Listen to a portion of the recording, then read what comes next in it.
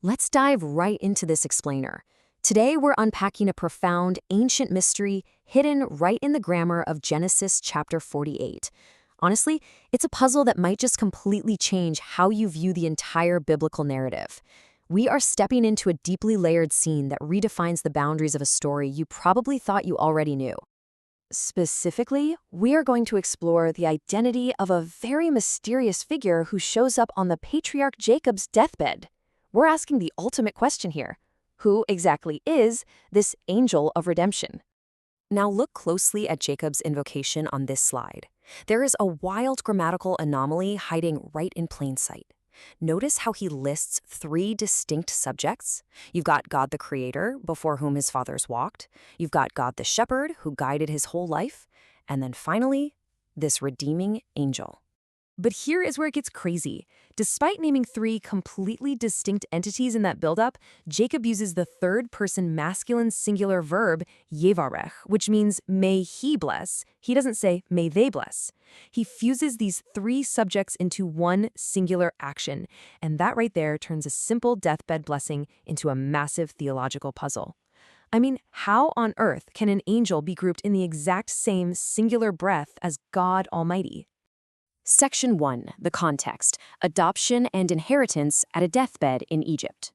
So, to solve this puzzle, we really have to zoom out for a second. The entire covenantal trajectory of the biblical narrative is shifting right here, moving from a single patriarch to an expanding tribal nation. Picture this. Jacob is literally gathering his last bit of physical strength to sit up in bed. But instead of just getting nostalgic, he grounds his upcoming actions in the sovereign promises given to him years earlier by El Shaddai, God Almighty, at Luz. He is explicitly establishing that his son Joseph's future rests entirely, 100%, on Yahweh's unconditional promise plan. And that brings us to the radical legal act of adoption you see here. Jacob actually elevates Joseph's two Egyptian-born sons, Ephraim and Manasseh, to the status of full patriarchs. He legally reckons them as his own, and in doing so, he strips the primary birthright from his eldest, Reuben, secures a double portion for Joseph, and permanently honors the memory of his beloved wife, Rachel. It's just a massive, game-changing shift in family dynamics and inheritance. Section 2, the reversal, the subversion of primogeniture. Let's look at the physical act of the blessing itself and see how this builds into an incredible subversion of human tradition. So Joseph brings his boys forward. Naturally, he positions the firstborn, Manasseh, on Jacob's right side, which is the side of the primary blessing, and Ephraim, the younger, is on the left. But Jacob, whose eyes are failing, intentionally crosses his arms. This action, known in Hebrew as sikel et yadav, places his dominant right hand squarely on the head of the younger son, Ephraim. Joseph literally tries to correct him, but Jacob absolutely refuses. Now, this was no accident. It was theology in action. Later biblical writers, like the Apostle Paul in Romans 9, highlight this exact moment as a perfect picture of divine election. It shows that God's grace consistently overrides natural human hierarchy and cultural entitlement. And hey, considering Jacob himself famously snagged his older brother Esau's blessing, maybe we shouldn't be too surprised that the younger is chosen over the elder here by sovereign grace. Section 3, solving the mystery. The identity of the angel. Okay, now that we understand the incredible stakes of this blessing, we can zoom back in to solve our grammatical mystery from the beginning. Have you ever caught that anomaly before? It's mind-blowing, and it actually aligns perfectly with an ancient Hebraic mindset known as two powers theology. This was a cognitive environment recognizing that Yahweh could manifest simultaneously as the invisible God in heaven and as a visible physical figure right here on earth. So, going back to our singular verb yevarekh, the grammar absolutely demands that this angel of redemption, Hamalach HaGoel, is totally co-equal with God.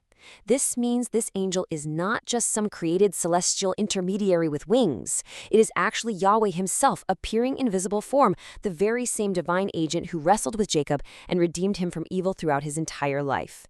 Section 4, the prophetic ripple, beyond the land of Canaan. This profound divine encounter sparks a massive prophetic ripple that extends way, way beyond the borders of ancient Canaan.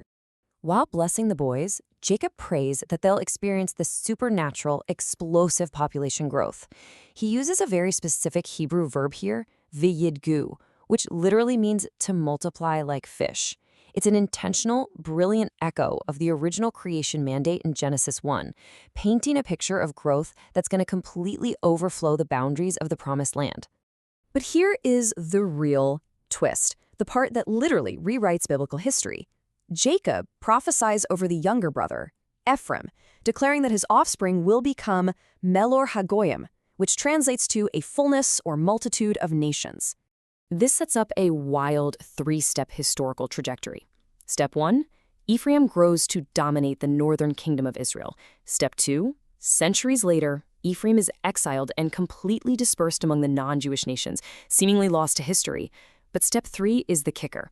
This scattering mysteriously becomes the exact mechanism God uses to gather the global, multi-ethnic family into the covenant.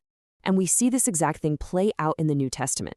The Apostle Paul uses the precise Greek equivalent to Jacob's phrase, pleromaton ethnon, translated as the fullness of the Gentiles, in Romans 11. Paul understands that Ephraim's historical exile among the Gentiles was actually God's ultimate plan to bless all nations of the earth, expanding the family of God without replacing the distinct identity of ethnic Israel. Section 5, the ultimate global fulfillment, the divine Redeemer revealed. Let's bring all these clues together to see the ultimate global fulfillment of this deathbed prophecy, tracing it all the way back to our mysterious angel. So, tying it all together, that Old Testament angel of redemption who visibly shepherded Jacob establishes the foundational theology for the New Testament revelation of the divine Logos, the Word made flesh in John 1. That visible Yahweh of the Old Testament is fully revealed as Jesus Christ, the incarnate Son. He is the ultimate Redeemer from sin and death, described in glorious, visible form in Revelation 1. It's just a breathtaking arc, right?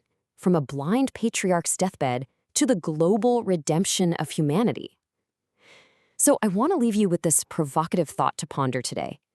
If the God of the New Testament was already visibly walking alongside the patriarchs as the angel of redemption in the Old Testament, how does that change everything you thought you knew about biblical history?